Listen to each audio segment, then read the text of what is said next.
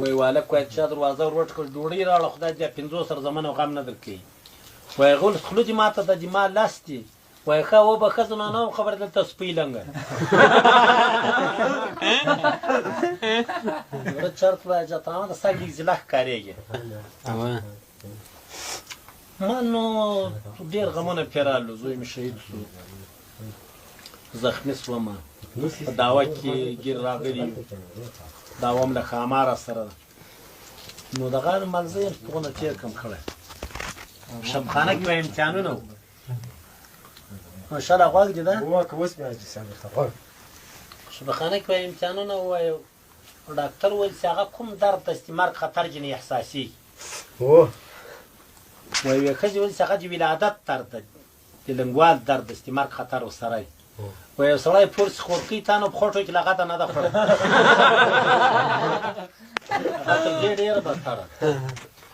بل سړي وایي کاڼه په ولادت مریض وي بیا شفخانې ته راوستلي نو دا نرس ته ویلي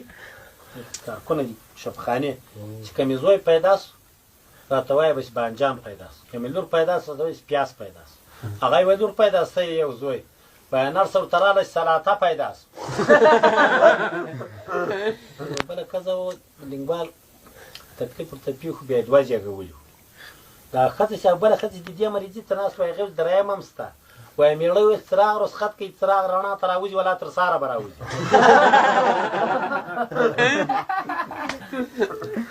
بلبکې وایي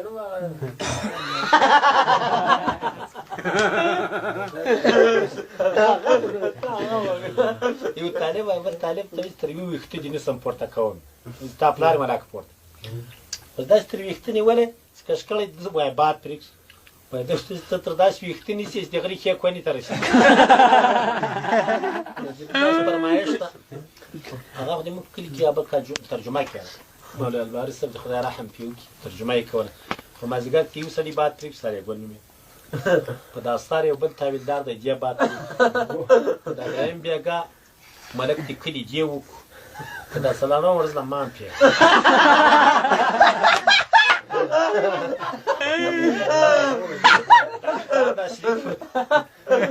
نو بل دغه موږ د انقلاب وال دغه 400 روپیو کور کې مېلمانه یو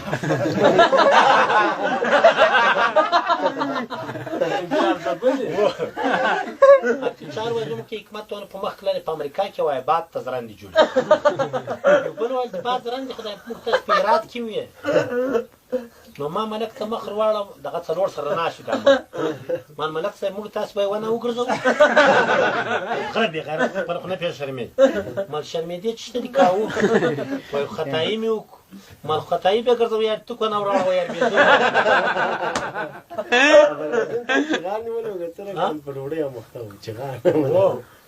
کټواز کې ملا جمع ورکول بیا د اخر دغه کې باد پرېږدو باتایات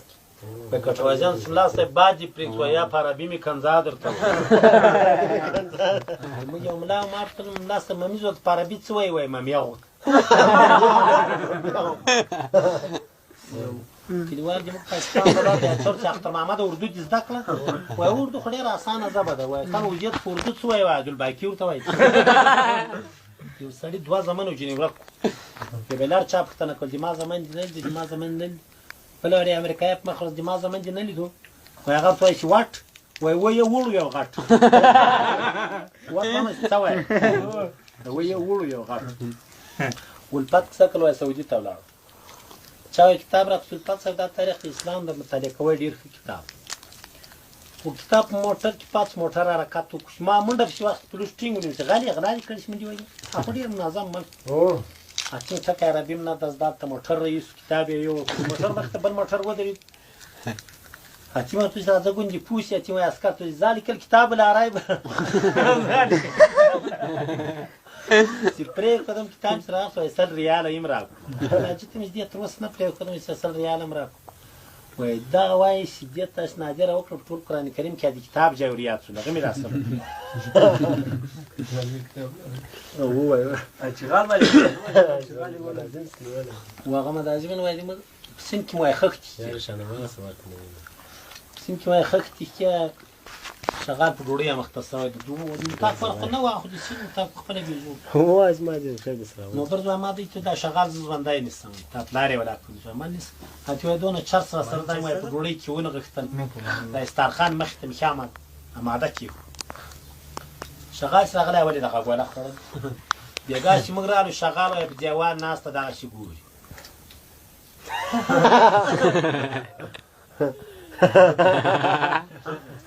دی راته چې مدازي ما دی څه کوي وایي ما دی صاحب کار دی چې خښتې بس دی کار نه شغال خو نشه ده چې مو طبیب کې راواخېست اطاق ته مې راوړ نو پرېوت سار چې موږ راپورته دی وایي